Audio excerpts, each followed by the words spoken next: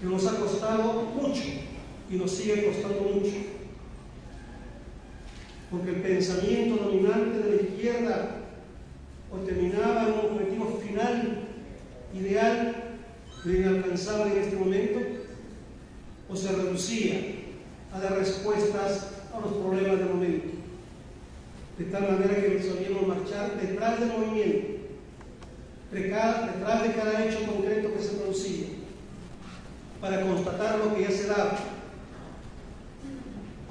Una izquierda que se fue construyendo después de la muerte de María Teresa como una fuerza de oposición más radical en unos momentos, menos en otros, pero no como una alternativa integral, que es la característica fundamental del pensamiento, de la obra y de la acción de José Carlos María Teresa.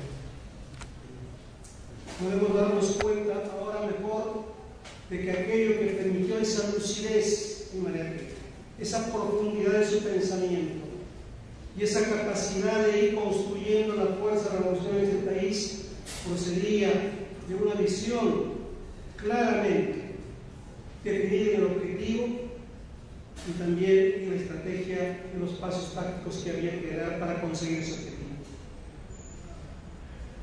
Si no estudiamos, si no entendemos, si no somos capaces de introducir un pensamiento estratégico y lógicamente también táctico, creativo, no vamos a poder avanzar más de lo que hemos avanzado. Podríamos decir que estamos en una suerte de crisis de una manera de concebir la dirección de las izquierdas. Y ahí la dificultad para construir una alternativa coherente, capaz y eficaz, a pesar de que las condiciones, o precisamente porque tenemos al frente condiciones altamente favorables para avanzar. Por eso las divisiones, las fragmentaciones, y por eso también la postura defensiva frente a la ofensiva neoliberal que dura hasta ahora. Entonces no estamos ante un tema pequeño, sino un tema de extraordinaria importancia, olvidado, pero que está presente en la obra de María Teresa. Me van a permitir algunos problemas más generales. La característica de María Teresa, que no es estudiada en toda su dimensión, que es vista más bien desde el ángulo más intelectual de lo que dijo, de cómo lo dijo, cómo hay que entender lo que dijo, es importante, pero es unilateral. Descuida o olvida el otro María Teresa, el que piensa, pero también el que construye, el que organiza, el que está comprometido no solamente con una alternativa nueva que es el socialismo, sino el que aporta toda su energía, toda su sabiduría, toda su capacidad como revolucionario para construir una fuerza que haga posible ese ideal. No se quede en la constatación del ideal, avanza a construir la fuerza que haga posible ese ideal.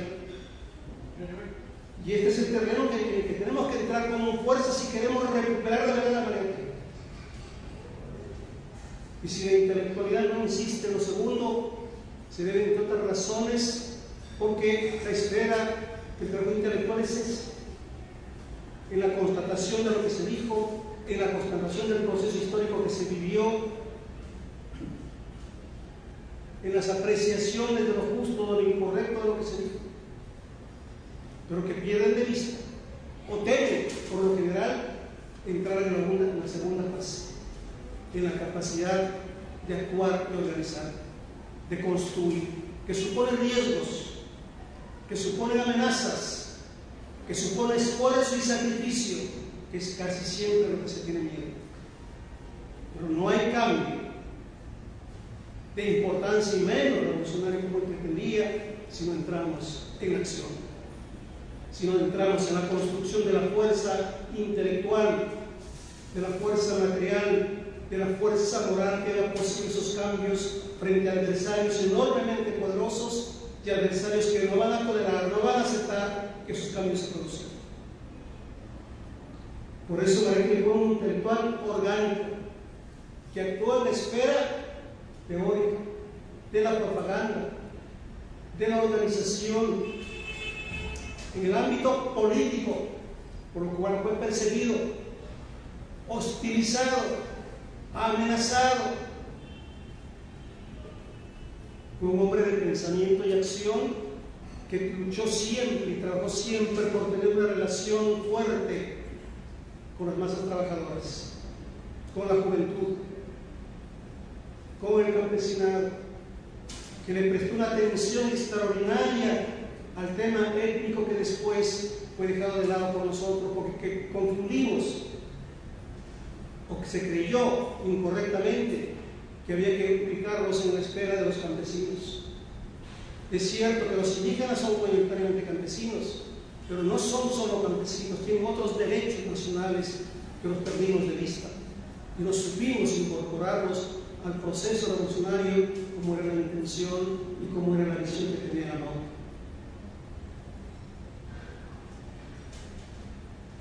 Cuando él retorna a Europa, ya viene con una idea muy clara, con una idea a la cual fue fiel, pero consecuente en todos los aspectos de su trayectoria vital entre 1923 y 1939. Él vino con la idea de concurrir a la realización del socialismo en Europa.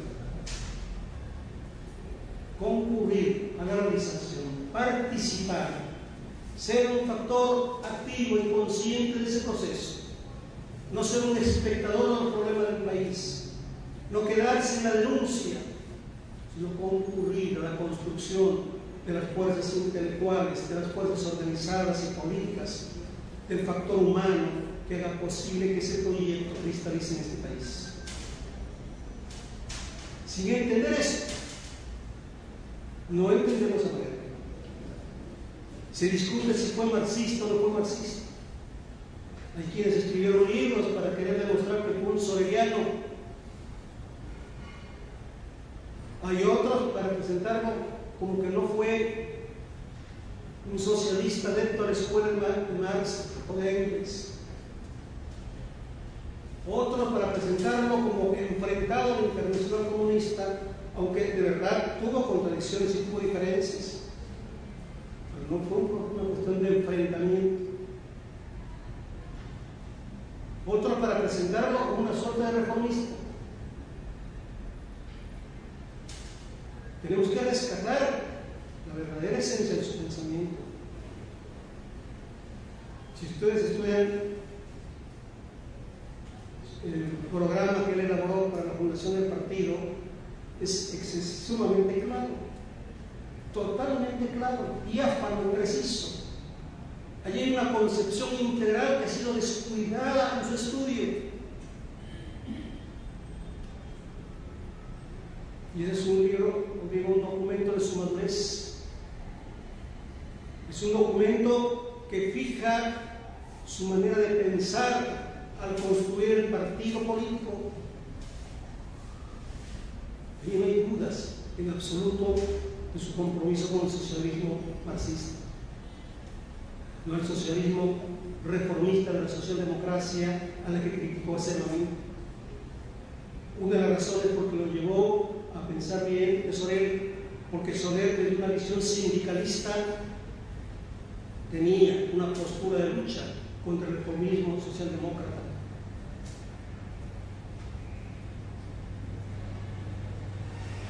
Esto es importante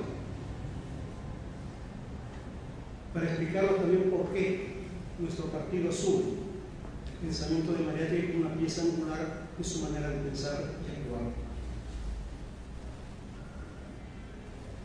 No hay un documento especial, particular de Mariátegui en el cual explique su concepción de la estrategia o su manejo táctico. Porque en esa época no se hablaba de estas cosas. El concepto de estrategia que conocemos nosotros viene de Grecia. Es un concepto militar. el estratega era el conductor militar, a quien se le encargaba la conducción de las Fuerzas Armadas de Atenas. Este es un concepto que no fue desarrollado teóricamente en Occidente, donde tuvo un desarrollo extraordinario y quizá el documento más completo de la guerra, de la teoría de la guerra, es China, Sun Tzu. Y está elaborado en un folleto pequeñito, El arte de la guerra. No hay documento hasta ahora más completo para estudiar el problema de la guerra que el problema de la estrategia, ese folleto de Sun Tzu. Pero esto lo fue conocido en Europa, sino hasta el siglo XVIII, pero no fue difundido suficientemente, y menos conocido. Lenin no habla de estrategia en ninguna parte de sus documentos. Habla de la táctica de la revolución democrática, de la revolución rusa, es un problema de estrategia, lo que él asignaba el concepto de táctica. Quien habla por primera vez de táctica, de estrategia, es Stalin, en Fundamentos del Leninismo, un capítulo especial dedicado a este tema. Más adelante, quien desarrolla estos conceptos de la lucha revolucionaria, es el Partido Comunista Chino como Mao Zedong, y luego también los chinos, digo los vietnamitas, quien toca con amplitud, se detiene con enorme riqueza en su exposición, es Mao Zedong. Más tarde, ya entra en la esfera de la economía y empieza a tener un auge después de los años 60 en esta etapa de reordenamiento económico que significa la relación técnica y científica que estamos viviendo. Ahora se llega a una situación de vulgarización, de deformación, se usa la palabra estrategia para todo y no se conoce en realidad qué cosa es estrategia y cómo se maneja y cómo se utiliza la estrategia. Es un tema que hay que estudiarlo con seriedad, y una forma de estudiarlo es la experiencia histórica. Si es que examinamos la experiencia de la guerra con Chile, el Perú no tenía ninguna estrategia, es un desastre. La incapacidad para enfrentar ese hecho. Primero, para prevenirlo. Segundo, para enfrentarlo. Y tercero, para encontrar la mejor respuesta con la que había que entrar en la situación de negociación. Y eso está todo hasta hoy. En el Perú marchamos a la deriva. Nunca hemos tenido un plan de proyecto nacional. Nunca hemos tenido un proyecto de desarrollo que se sostenga en el tiempo. Y algunos esfuerzos que han hecho, incluso desde la esfera del gobierno, se quedan en el papel. El Acuerdo Nacional es un documento interesante con sus limitaciones, cierto. Lo aprobaron todos los partidos legales. Se refiero como tales a los que están representados en el Congreso. Lo han dado por olvidado. Tiene la rúbrica del Castillo, la rúbrica del Partido Popular Cristiano, de Toledo, de todos. Documento muerto.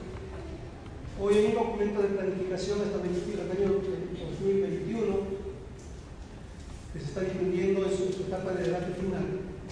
Y les aseguro que ese documento se va al gobierno de García y porque a García tampoco le interesa un proyecto nacional.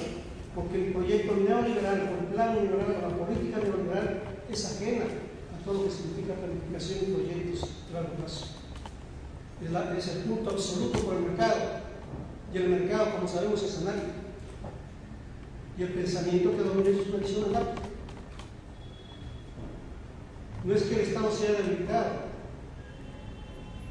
En general se ha debilitado para los de abajo, porque se ha renunciado a la función social que le corresponde. Pero es fuerte para la clase dominante, para proteger sus intereses y potenciarlo, para entregar al país al capital internacional, para introducir el neoliberalismo en todas las esferas de la vida nacional, que continúa hasta hoy. Allí sí el Estado es fuerte, impositivo. Lo están viendo ustedes, como cualquier jornada de lucha importante termina con muertos en este país. Lo último es lo que está hinchando. Entonces, no se nos diga que el Estado no es fuerte, pero para los de arriba, para los de abajo casi no existe.